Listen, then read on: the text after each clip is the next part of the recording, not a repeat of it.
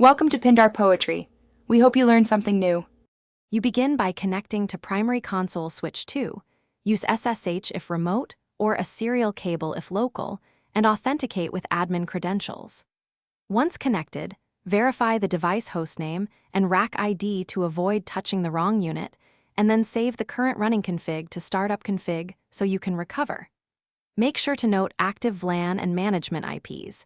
These settings explain why roles change, and they determine the next commands you will run to reassign primary responsibilities. Now you change the switch's role. Enter Enable, then Global Configuration, and adjust priority or set the primary keyword for stack or VRRP so the election favors switch 2.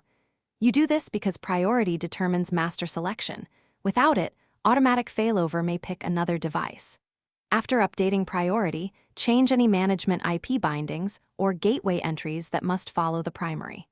Once done, write memory so the change persists across reloads, and watch the election messages to confirm success.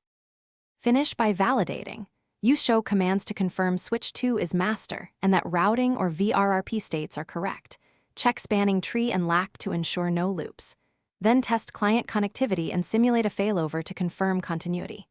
If things go wrong, immediately roll back using the startup config you saved earlier or enter diagnostic mode and collect logs. Do not reboot blindly.